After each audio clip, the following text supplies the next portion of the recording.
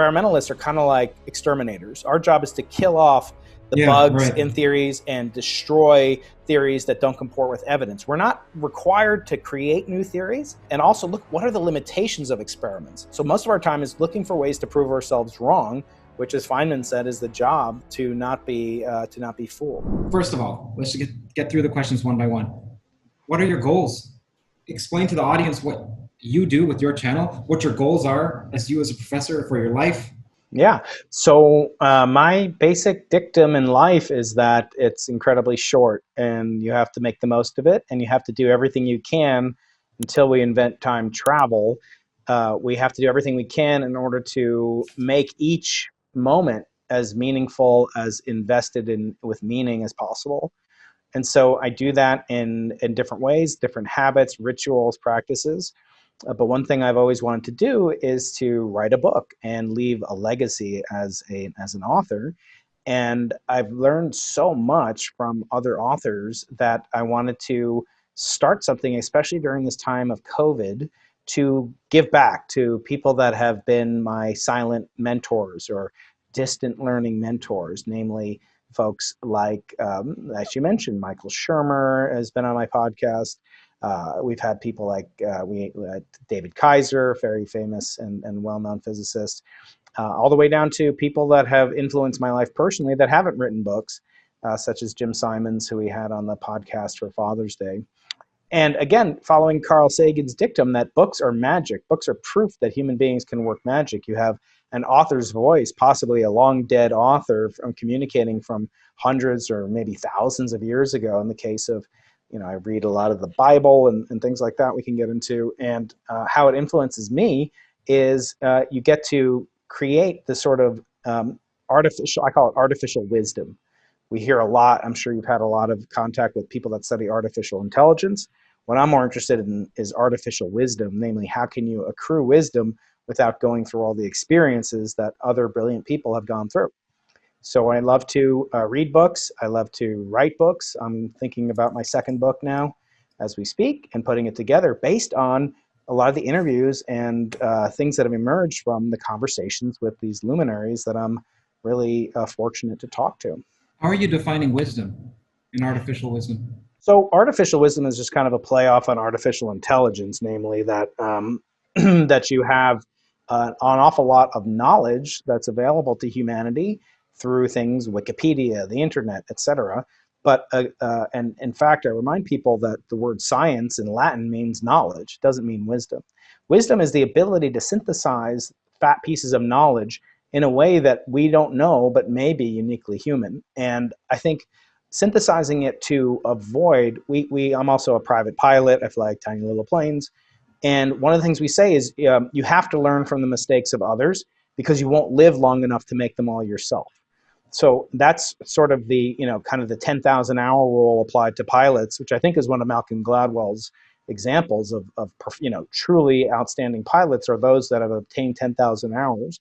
And you can only get that far if you've done things and benefited from others' wisdom, the situations that they've been in so that you don't have to go through it. So it's not just about knowledge. I mean, I think Derek Sievers once said, if it was all about knowledge, we'd all be billionaires with six-pack abs. There's an abundance of knowledge. Wisdom is synthesizing it, distilling it, and catalyzing the many disparate pieces that you get into some coherent form of life message or vision, which is what I try to maintain. Have you heard of John Vervaeke? No, I haven't. Who is that, Curt? Cognitive scientist from U of T. So plug there. Who I also interviewed. There's 2 interviews with him on my channel. Oh, cool. He extensively studies wisdom from a cognitive science perspective. I think wow. Yeah, I would definitely like to listen to him. Yeah, okay. Maybe we'll get in touch. You'll help me get in touch with him. Now, you mentioned that the human mind might be uniquely predisposed or capable of wisdom, that is the distilling of so much knowledge down to something that's practical, which implies a goal. And then we can talk about where do you get those goals from later when we get to the biblical section. Do you think that the mind can be mechanized? That is, what I mean is that a machine can simulate the mind. Yeah, so I've had some conversations with people about this. And actually the most interesting people I've talked to are people in the realm of music and the arts. I interviewed a controversial but interesting, very interesting person named Zuby. He's a musician in the UK that he does a lot of rap and improv-based rap music. He's also very knowledgeable about jazz, etc. And I also interviewed one of my best friends, Stefan Alexander, who's a professional jazz musician, but also professor of theoretical physics at Brown University, where I went to grad school. And these two gentlemen have the idea that music can be synthesized and it can be made by computers, but there's something uniquely almost endemic to human beings that allows for sort of what Stefan calls this path integral approach, where the mind is exploring and seeking out ways to minimize a quantity we physicists call action. And he's doing it in a way that a computer can solve, theoretically can reduce what's called the Lagrangian or solve this action principle, the integral of Lagrangian, but it may not be able to create that idea. The notion of an artificial physicist that Max Tegmark, who's also a friend and colleague, has proposed, the ability to replicate the laws of physics merely based on computing power seems dubious to me. I'm not saying it's impossible, but these metrics that we have are often superimposed upon biases that the individuals who program the artificial intelligences, the machine learning algorithms, unconsciously or sometimes consciously bestow upon that. So the Turing test, is the classic definition. It turns out, Turing almost inadvertently came up with it, or he wasn't necessarily thinking about it the way that we think about it now, but he was so prescient that he really presaged the fact that, this question of whether or not a computer, general artificial intelligence could mimic a human being is certainly a very, very interesting topic to me. And I've actually talked about it recently with, who did I talk about this week? I think it was James Altucher, who's like a pundit, blogger, prolific podcaster, author. And he was saying that, like the Turing test, you could think about it being passed right now. Like sometimes I give my my iPad to my I have young kids. I'll give an iPad to them and they'll play with it. And then they'll come back to me and later on they'll like swipe my face, like they're trying to change the page on my face. Unfortunately for them, it doesn't change the way I look. But it made me think, like, could the Turing test be kind of age dependent? Could the Turing test be passed already for very highly intelligent animals like bonobos or what have you? In other words, that you could actually pass it already, or young children.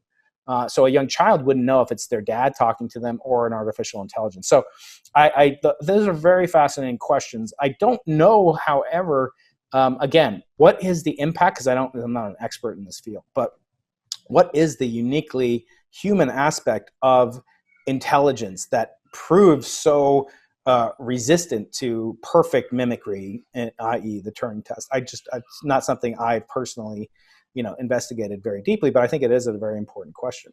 I was reading recently Mind Machines and Gödel by Lucas. Have you heard of that paper? I've heard of it. Yes, I haven't read it. He says that a machine can simulate any aspect of the mind, but not every aspect. And that seems like a contradiction. But you can also think of it like a machine can simulate any natural number, but not every natural number. Right. And it can do things better than human beings, right? I mean, we know what one of the best uses of a quantum computer is that a classical computer can't model, right? That's a quantum computer. In other words, a quantum computer is the ideal device, if you will, technology to model quantum processes, Lagrangians, Hamiltonians. The question is, as you say, because it surpasses any human being or any conventional silicon computer or whatever, classical computer, does that mean it could do so in every field? It's hard to say yes. I guess that paper you're saying argues no. Yeah, and it says that we need to make a delineation between superiority and equivalence. So a computer can be much better than us, and it is in various aspects, but it doesn't mean it's equivalent. And he gives an in-principle argument for why it can't be used in Gödel. Or if it's a formal system that's consistent and sound, then there are statements that it can't prove to be true, but we can see when we stand outside the system that it's true. And just based on that alone, there's a difference between our minds and machines. Have you studied much of Gödel's incompleteness theorem? I wouldn't say I've studied it. I've familiarized myself with it in the following sense, that I believe that physicists have a deep envy of Gödel's incompleteness theorem for the following reason. It's very hard to find statements about physics itself that come from within physics itself. In other words, it's very hard to say what constitutes physics, what constitutes scientific methods. Some, as in your fellow Torontonian, or I guess he's in Waterloo, but Lee Smolin, who's a very good friend of mine, he'll be on the podcast soon. He and I have chatted about this. He actually doesn't even believe that the scientific method is resilient, is a truly definable conjecture. In other words, he argues, with the kind of Carl Sagan or Neil deGrasse Tyson, simple statement of what the scientific method is. He argues based on a book that I can provide for you guys later. But there's arguments against the existence of even the scientific method. So now once you have this and you try to equate it, and you try to ask, am I wasting my life? I'm building this huge observatory with 300 of my most brilliant colleagues in the world.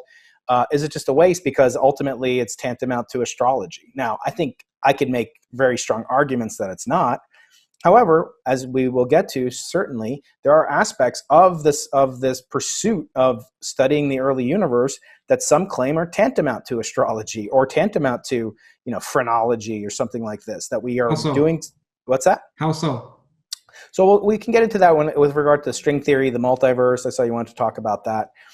We should definitely get into that. But just finishing up on, because you asked me about Gödel.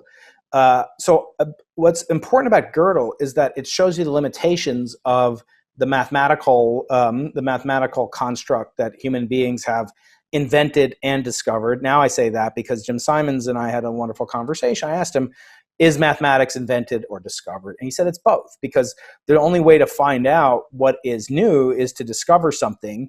And when you discover something new, like the Chern-Simons relations and differential forms, et cetera, when you do that, you learn new things and you, in some sense, invent new technology.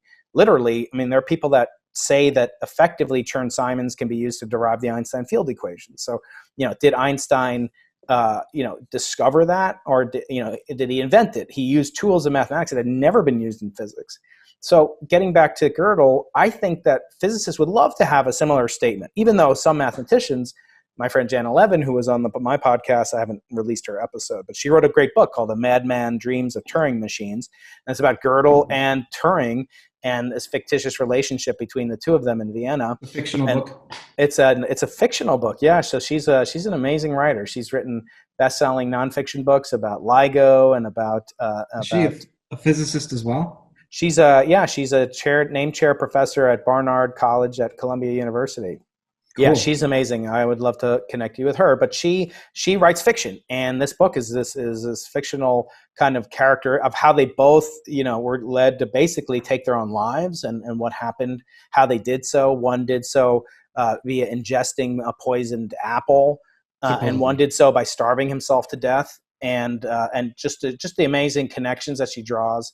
It's been called, like Maria Popova, it's one of her favorite books of all time, and she's one of the most brilliant people. Anyway, getting back to Gödel, so I would say I wish that there was, and I think many physicists wish that there was something besides Popper.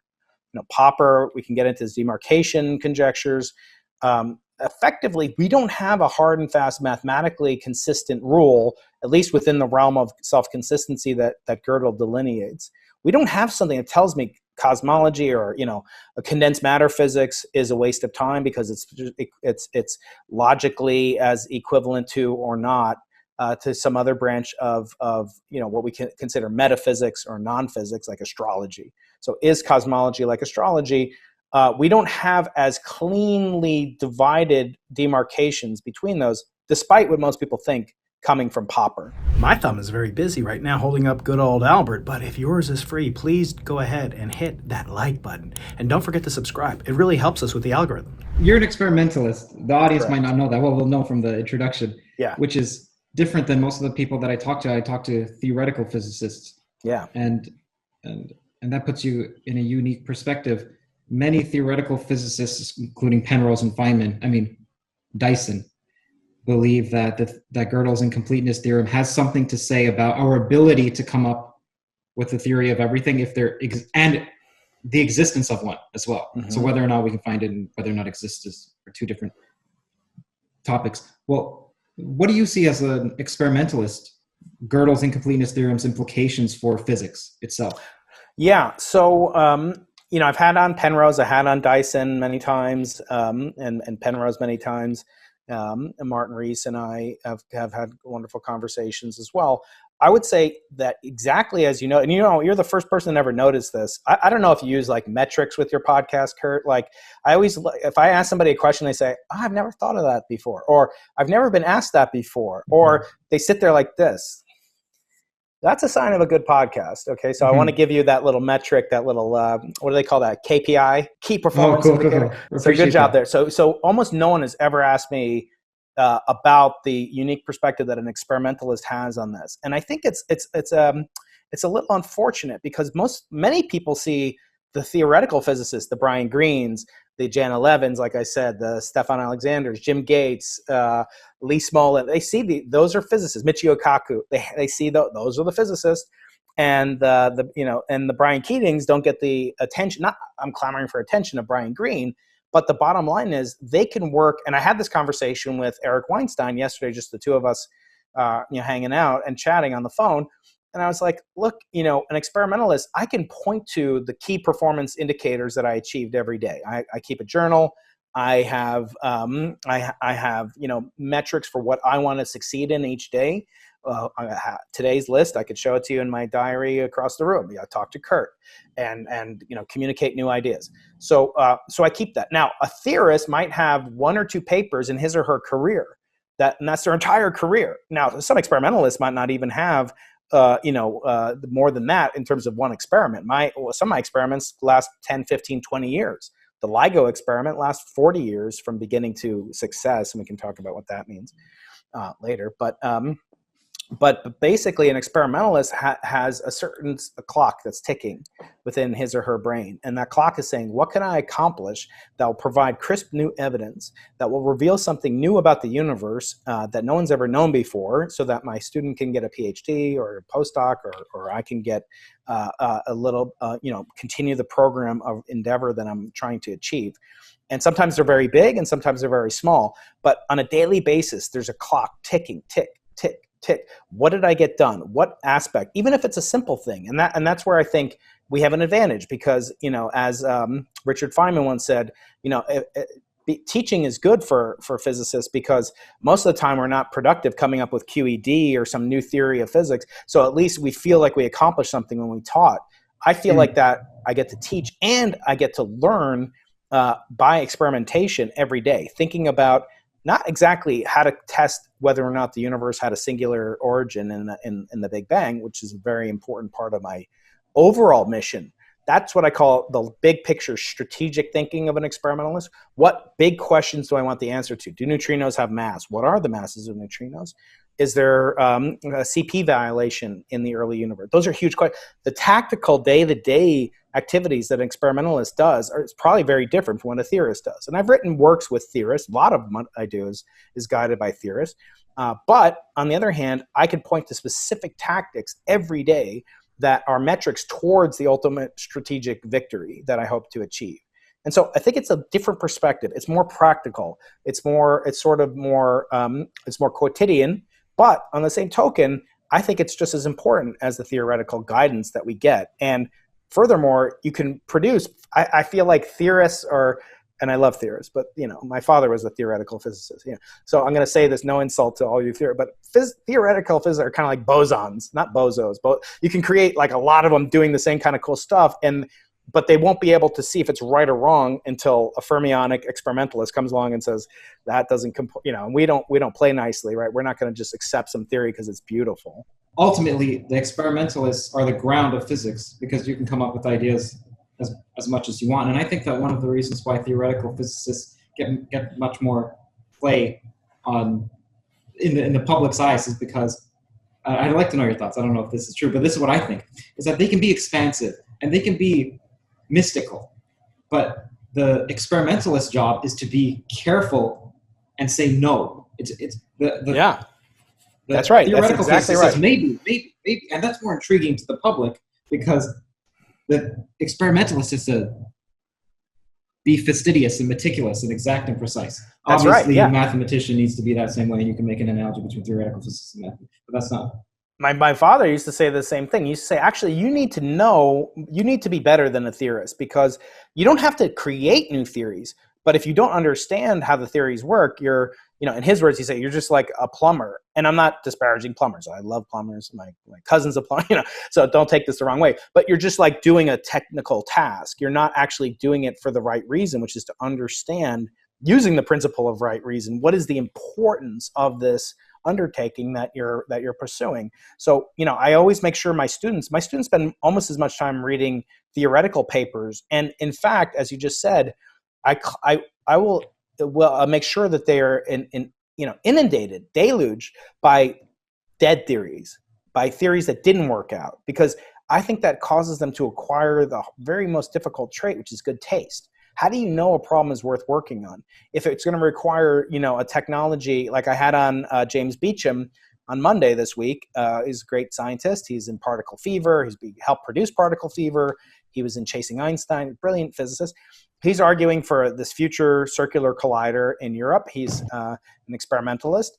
And, he's saying, like, my ultimate dream is like a particle accelerator at the diameter of the solar system. And I think it's fun to hear it talk like that, because it's science fiction, and it goes with my podcast theme at the Arthur C. Clarke Center.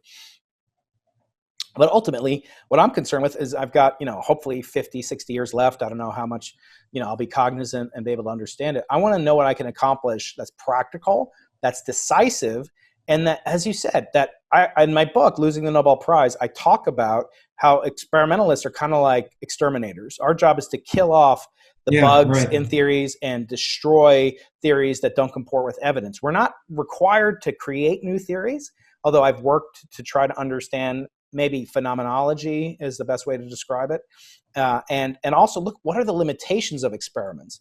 Don't forget, most of my career, I'm looking at noise. I'm looking at thermal radiation, which is basically like noise, which can be mimicked, is the most highly entropic form of radiation that exists. How do you distinguish that, disentangle that from other sources of contamination, from the ground, which is 100 times brighter, the sun, which is 1,000 times hotter?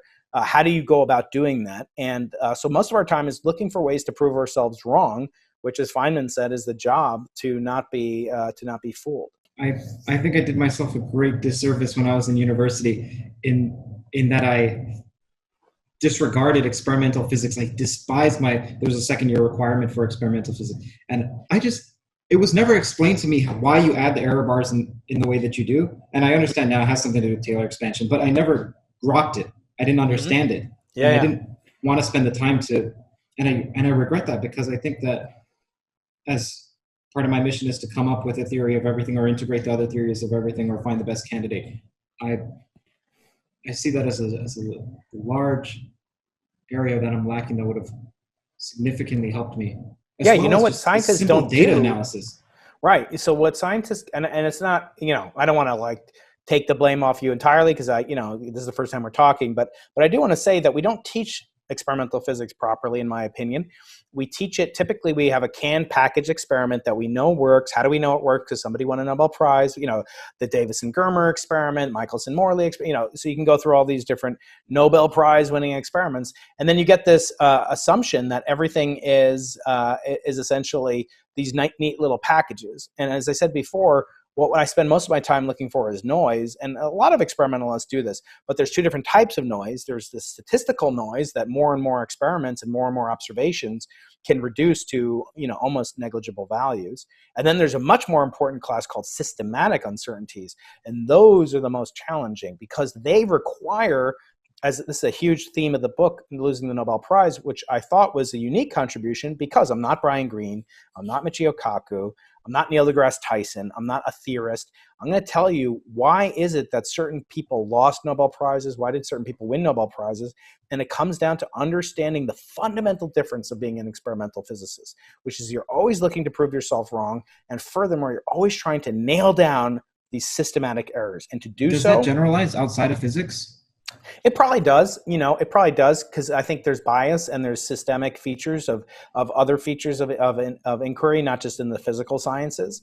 But people notice it every day. Like I said in my book, I talk about, if you have dirt on your windshield, how do you know you have dirt? Well, you see a diminution of intensity of light or whatever. I go through an example of that. And what do you do to see if you can make a difference and get rid of it? Well, you remove it by water, and then you do an A/B comparison. So you're actually doing an experiment. You're seeing what was the difference between before and after. And in this case, we looked at, we were looking at this light. Now is it brighter? Yeah, now the light's brighter. Okay, so it had a difference. If it made it worse, if you washed it with concrete, then it wouldn't get better. So thinking about things in terms of a systematic error is something that will require you to do another experiment. And in my case, with the bicep experiment and my colleagues, we failed to do a separate experiment by ourselves. We tried to do it in different ways that I describe in the book. I won't get into here, but we failed to do an experiment which would have ruled out the ultimate source of the signal we claim were inflationary gravitational waves, which is cosmic dust in our Milky Way galaxy. That required a separate experiment to get rid of. And now we all know that.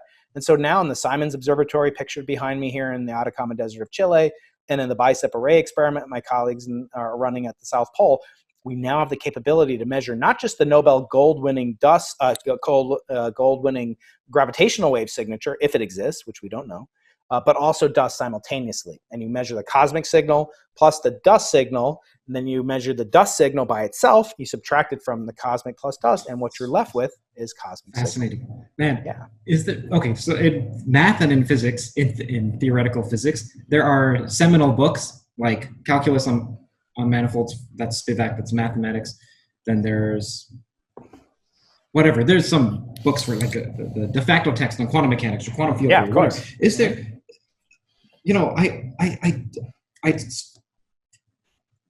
I shouldn't have done this, but when I was younger and I was arrogant and I ridiculed experimental physics, like a theoretical physicist would, they view it.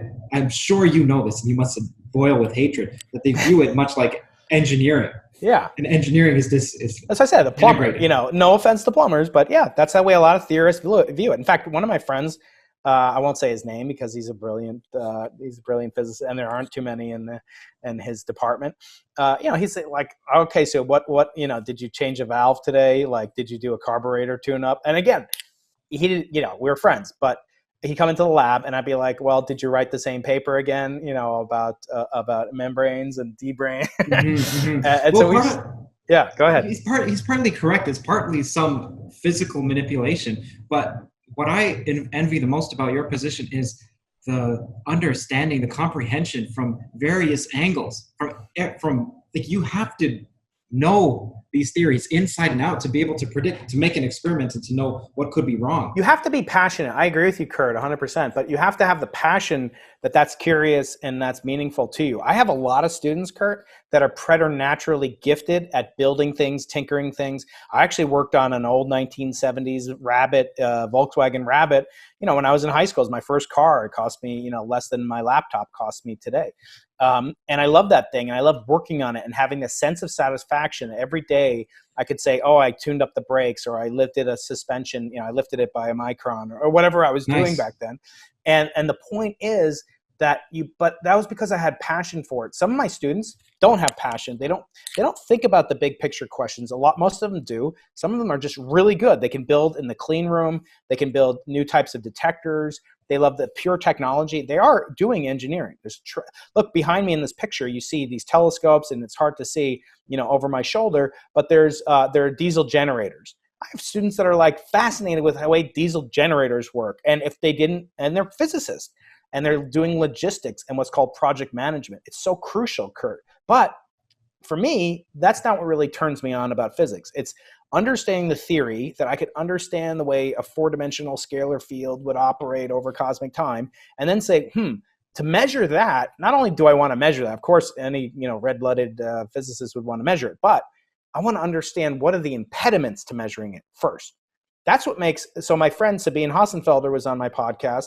She has this book, Lost in Math. Speaking to her tomorrow. Oh, great. So she has her book, Lost in Math. You'll talk about it. She'll go on her whole litany. I've heard it before, and I respect her. But I said, one of the first things I said in my interview with her is I said, no experiment is not beautiful. Like, there's no such thing as, even if you look at, have you ever seen a picture, Curt, of the very first transistor that Shockley and Bardeen invented? Mm-hmm. It's like a chip, it's like some silicon. It's like a s'more. It looks like a s'more. It's got like a coat hanger and some marshmallow. It literally looks like that. that is beautiful nonetheless, because they took materials that they had and they made it work, and they tested for these contaminations, impurities, systematic effects, and it is beautiful. All experiments do what are called null tests. You've probably heard of these jackknife tests, where you take a set of data. Look, I do the cosmic microwave background. The cosmic microwave background doesn't know that the data that I'm analyzing was taken on a Tuesday. It doesn't care about that. So therefore, if I take data on a Tuesday, compare it to data on a Wednesday, and subtract the two, what should I get? Zero. Similarly, if I scan back and forth, I take all the data and I bin it when I was moving the telescope to the left versus moving it to the right, and I subtract them, what should I get? That depends on the spatial homogeneity. I can never pronounce that. And then isotropy.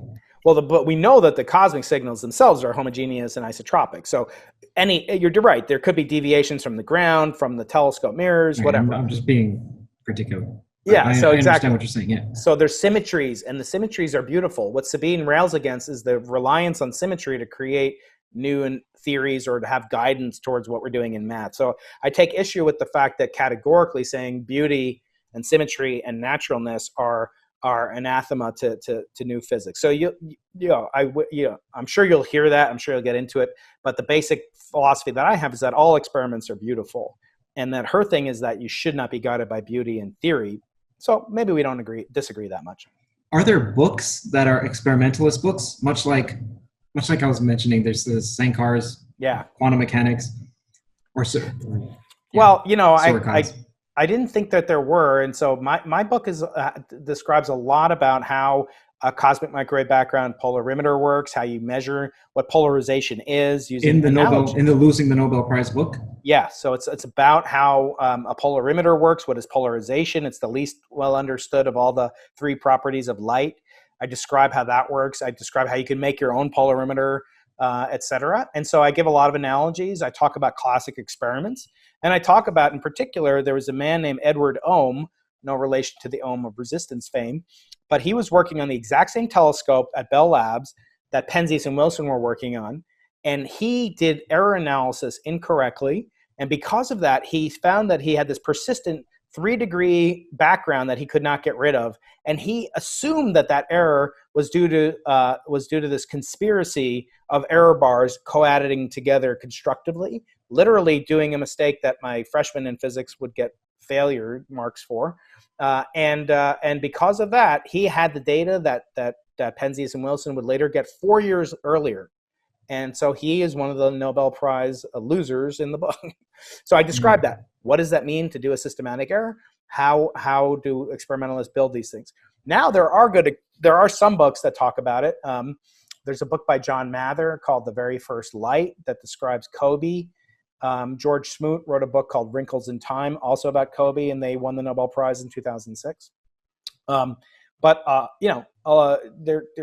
was one of the lacuna that I felt I could repair and make a contribution to with losing the Nobel Prize. How about for these physicists who are second year, they're smart, they're going into their upper year, and they want to understand, and they're theoretical physicists, and they want a textbook like that takes you from knowing virtually nothing to how do you, what are some experiments, and how do you perform the requisite analysis?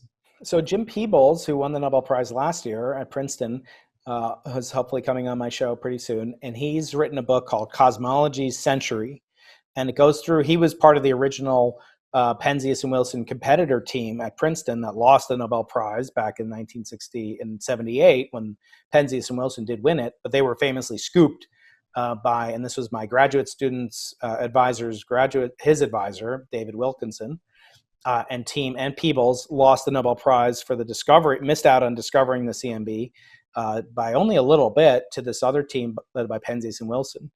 Anyway, Jim Peebles has written a book called Cosmology's Century, and he goes through a lot of the classic experiments and how we came not just to know what we know about the CMB, which is very important, obviously, but also galaxy surveys. How did we start from 1900 knowing almost nothing if the universe was static, eternal, infinite, finite, whatever, to knowing so much about cosmology, the age down to the tens of millions of years, the density down to fractions of a percent, the expansion rate, depending on who you talk to either sub percent or 9%. and etc. So it's a fascinating book. It's brand new. And there's another book by a colleague of mine on the Simons Observatory, also at Princeton, named Jo Dunkley. She wrote a book called Our Universe. And then another Princeton professor, you see this pattern here. Jo Dunkley, Joanne Dunkley. Joanne, okay. A book called Our Universe. And then Lyman Page, also at Princeton, wrote a book just out now called The Little Book of Cosmology.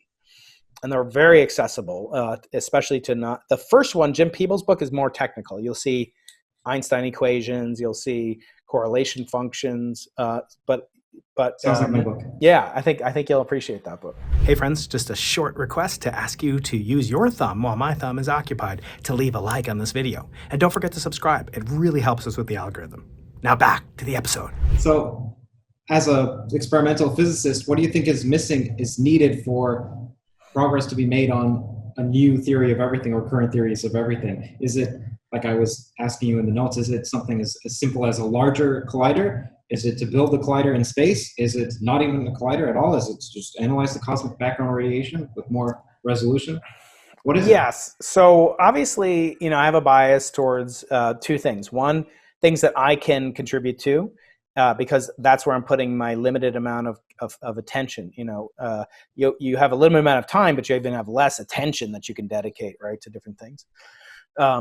And so what I feel is worthy of my attention and that of my, 6 graduate students and 6 undergraduates and 3 postdocs, revolves around the CMB, but not only for studying the cosmic microwave background, for looking for this potential signature of inflation, which would be this twisting, curling pattern of microwaves that we claimed also as part of the BICEP 2 experiment back in 2014.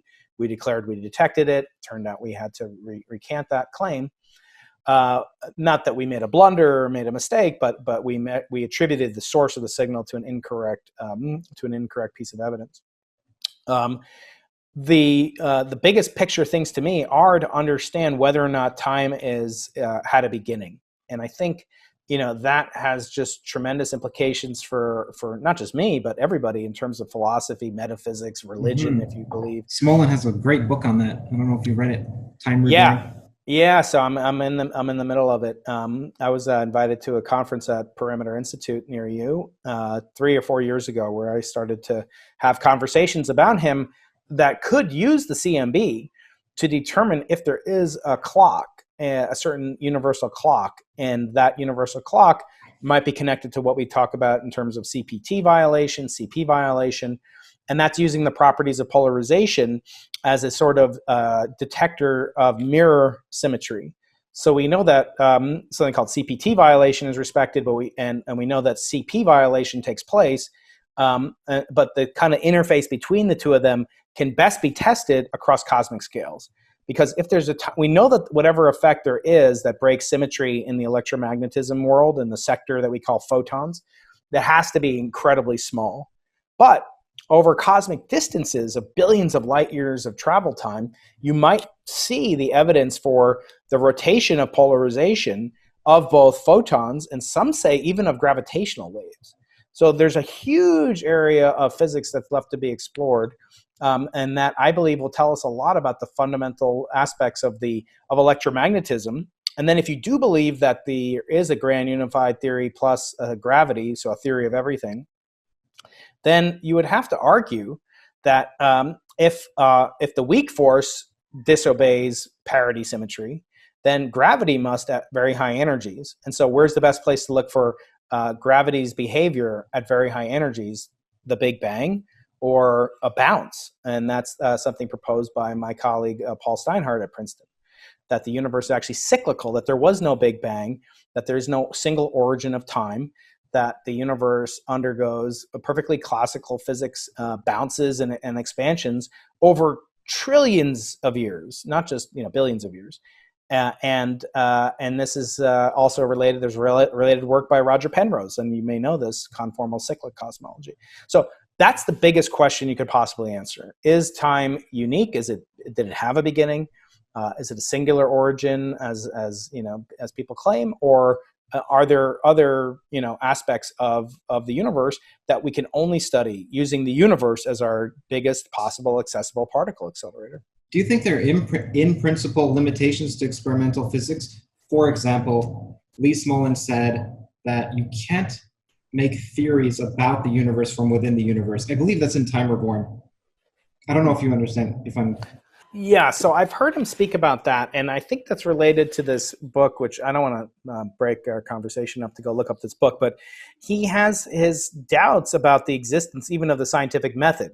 So if the scientific method, which relies on hypothesis, kind of, some kind of conjecture, some crisp test, some ability to be proven wrong in the case of Popper, et cetera, then yeah, you might think that if that isn't maintained, in other words, if you don't believe that that's the sine qua non of physics, of science itself, then trying to rely on experiment to reveal something new is plagued and fraught with the very bias that you're trying to solipsistically eliminate, which is that you can learn something about the universe from within the universe.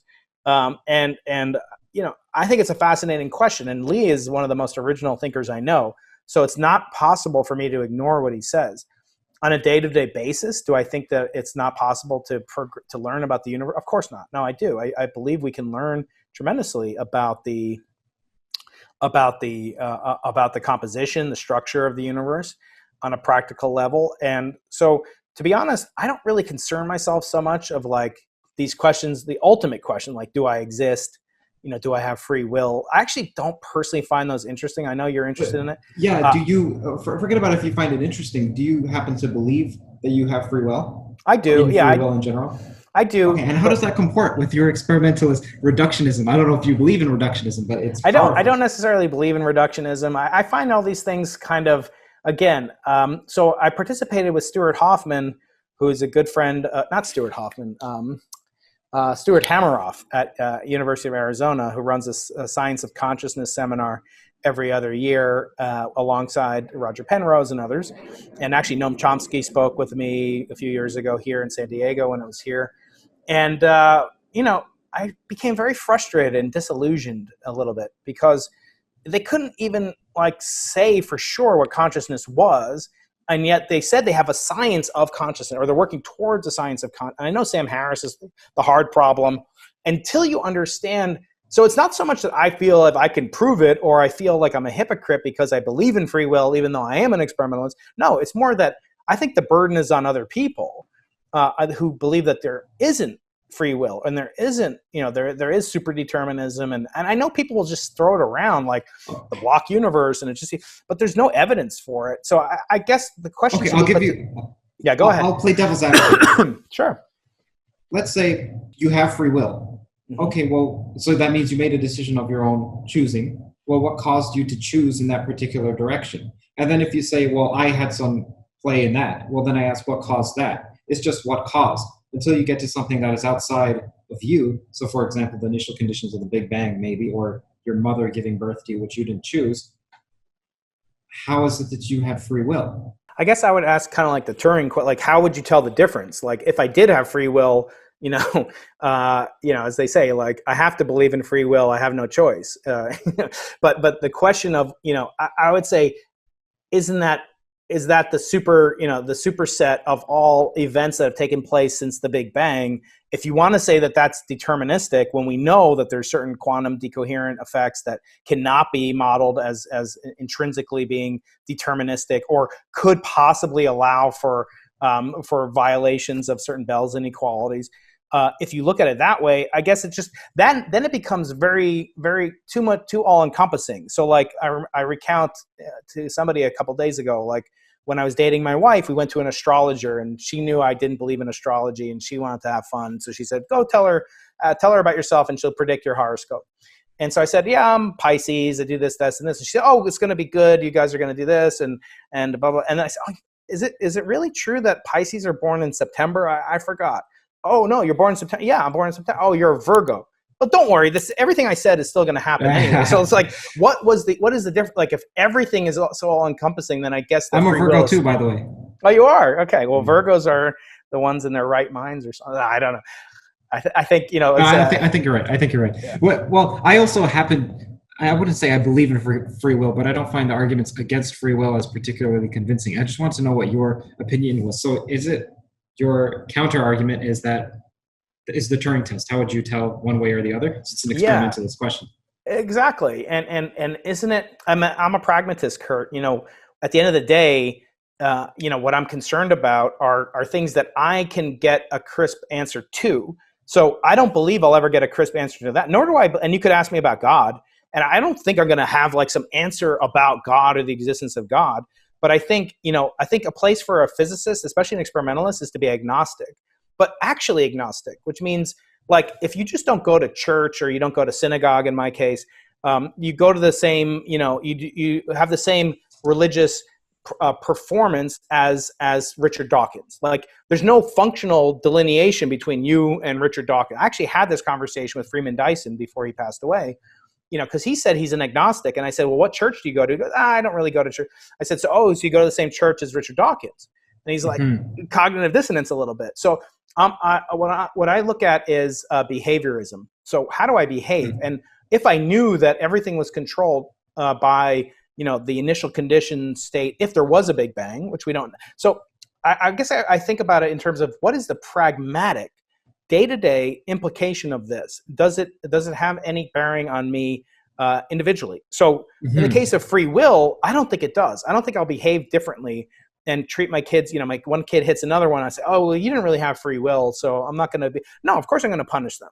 Or make them understand and apologize. I'm not going to lay it off. As some people like Michael Shermer, I've had this conversation, he basically is much more libertine about this. On the other hand, if God exists, that's a much bigger question, right? And I'm not saying if I believe or I don't. As I said, I'm a fully practicing devout agnostic, meaning I go to services, I read and I learn. I've taught myself Aramaic so I could understand the arguments of the second holiest book in Judaism called the Talmud.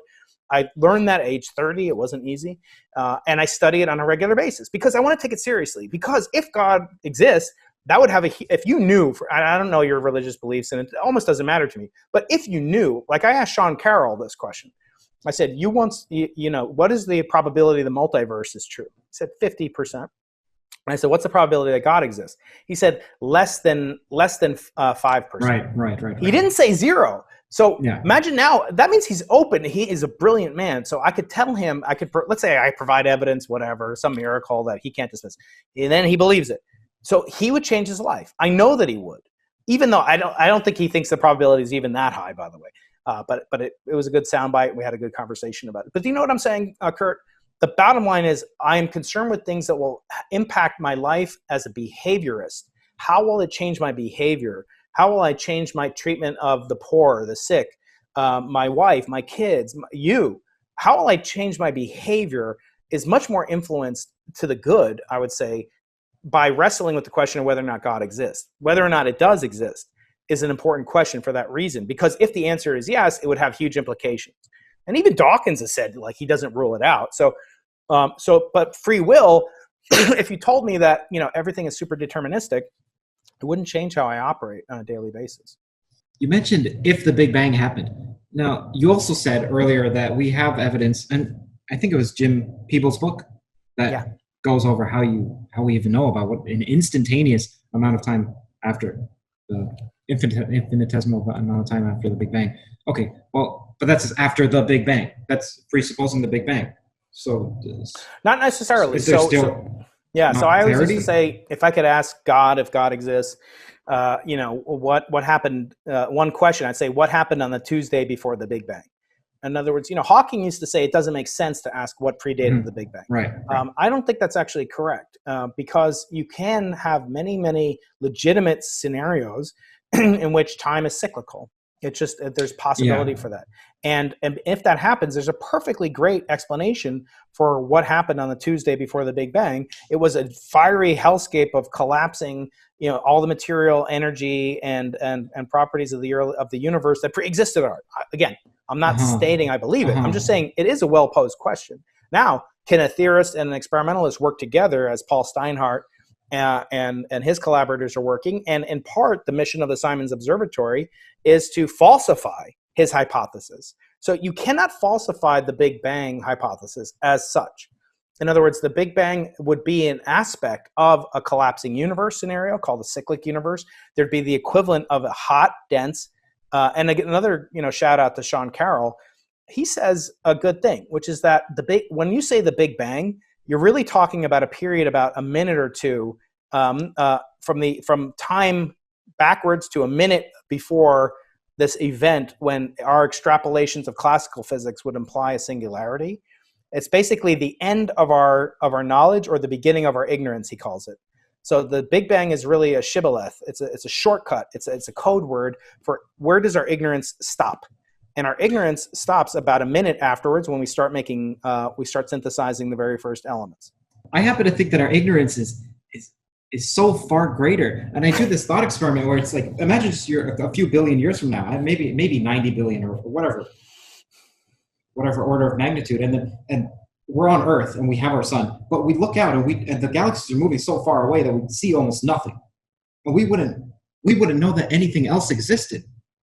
Right. Okay, so that's just a few billion years from now, presuming our current theories of general relativity and cosmological expansion are correct. Okay, well, what about now? Why do we think that we're in such a privileged position that we have so much knowledge to even think that we're 1% of the way there to a theory of everything, for example? By the way, what do you think of Eric Weinstein's theory of everything? So he and I are very close collaborators, friends, and we talk about this a lot. I've encouraged him to really start thinking about ways that we could revive both the kind of excitement and the sociological milieu that happened before 1974 in physics. And that's the period of time that Sabine and Eric and others have claimed was like basically the end of physics. Like there haven't been new discoveries or predictions, which I argue with, both of them on my podcast. But essentially he wants to recreate the urgency of the Manhattan Project, of the MIT radar laboratory, of the World War II generation, of the Shelter Island generation post World War II, when physicists were chauffeured around by Secret Service agents because they contain within them national secrets and national treasures. He wants to recreate that, and I'm hoping to engage with him as an experimentalist. I'm not a mathematician. I do understand some of the math that goes into it.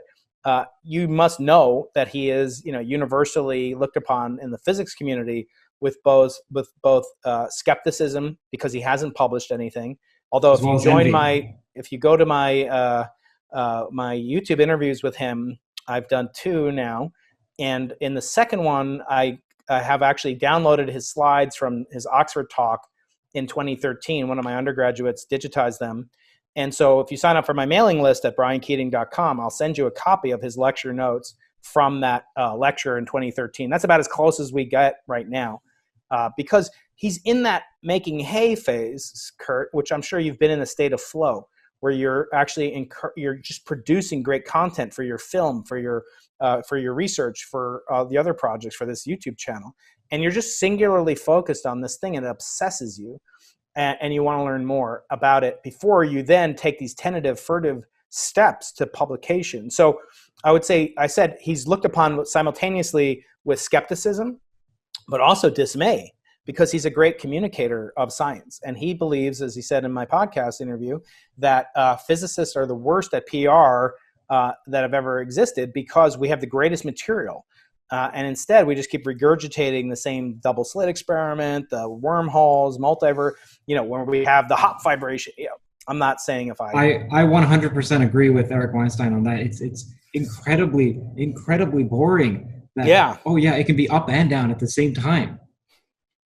Exactly. So there's a limit to that. So but then he'll go on Joe Rogan and I'm referring to superposition to that. And he'll go on Joe Rogan's show, and 6 million people will watch it. And, that's 6 million people that will be potentially, there's some kid out there who, like me at age 12, they didn't have podcasts back then. But will think, well, that's really cool. I want to learn about science. I used to read Isaac Asimov, not his science fiction books. He wrote a tremendous amount of nonfiction in science, chemistry, the history of chemistry. I devoured it at age 12. Flatland, the book Flatland. Have you ever read that book, Curt? No. Oh, you got to read that book. I heard it mentioned. You will love it. Carl Sagan. It's by Edward Abbey in the late 1800s Victorian England, And it's actually like a commentary on racism, which is really fascinating. But it also talks about what it's like for a two-dimensional creature to visualize the third dimensions. And in so doing, it helps you visualize what the fourth dimension might look like to a three-dimensional creature. You have to read that. So that was a foundational book in my education. You asked me about books earlier, but that's one of them because I started thinking geometrically. And there's always the siren song of thinking geometrically that leads you to beauty and symmetry and everything else. But in my case, it actually led me to like, well, let me think about things that I can't access with experiments. So the most important experiments are called Gedanken experiments, thought experiments. Einstein was the greatest experimentalist of all time in that sense, because that's what led him to create theories of relativity in both theory, general and special. So I hope that kids out there will take what Eric's doing seriously. I am trying to encourage him to I've actually invited him. I'm on record multiple times. I'm the only physicist in the world, apparently, which is sad to me, that's invited him to be a scholar in residence here in San Diego and work on actual experimental predictions and tests for geometric unity, which is what he calls his theory of everything. I've also had on Stephen Wolfram on my podcast. I've also encouraged him to look for ways that we can collaborate together to think of ways we could test it as an experimentalist. Because again, I am obsessed with time. Tick tock, tick tock. And I'm obsessed with the brevity of life and how short a period of attention span we have to make discoveries. And so I don't want to waste my time. But if there are potential avenues, like Eric could be correct, could be wrong. Paul Steinhardt could be correct, could be wrong with regard to the bouncing models that he's proposed. Stephen Wolfram could be right, could be wrong. So I'm actually talking later today about ways we can get the whole physics community together and kind of like a shelter island or revival of the theory of everything studies, maybe through Zoom, maybe through a webinar, something like that, and thinking really big to attract the greatest minds to attack this problem and rejuvenate, as Eric says, this rock star status that physicists used to have in the 20th century. Is there much movement on that, this Manhattan Physics Project?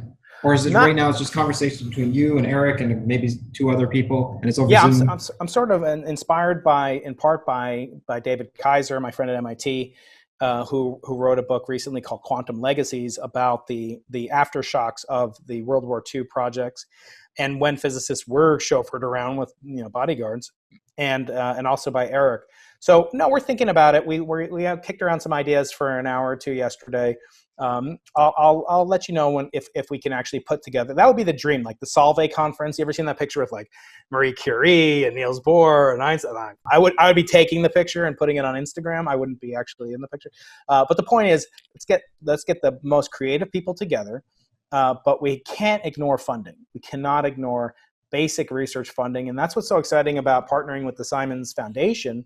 They really primarily support non-application driven science, mainly math, computer science, computational biology, astrophysics, and now the Simons Observatory pictured behind me to look at potential resolutions and answers to the greatest questions of the human mind. Tell the audience where they can find out more about you and what you're up to. So I'm doing a lot. You asked me in the notes, we didn't fully, or in the beginning. My mission is really to communicate, what I want to be, and maybe I have a kindred spirit with you. It's kind of like the Joe Rogan of science. Like I want to do stuff, and it doesn't have to be restricted to science. There are people like we mentioned, Dave Rubin, Zuby is going to appear soon. Michael Shermer. They're not scientists per se, but basically they have an affinity either for science fiction, which I claim allows you to do thought experiments, and so we talk about things that revolve around academic freedom. In the case of my podcast, which you can find on YouTube at Dr. Brian Keating, Dr. Brian Keating. And you can find me on Twitter. And my goal is to really have incredible conversations that stimulate me to think about the future legacy that I want to leave on Earth, which is to have this impact on gleaning wisdom and communicating a vision for curiosity, for wonder, for imagination, and that's part of this tripartite vision that I have for my life. So yes, long story short, find my podcast on Dr. Brian Keating on YouTube. Hopefully you can link to it, and I'll link back. And then I'm on Twitter, Dr. Brian Keating, Instagram, same thing. And I have a mailing list where I send out things like personal notes and book recommendations from people like Jim Simons to Eric Weinstein, et cetera.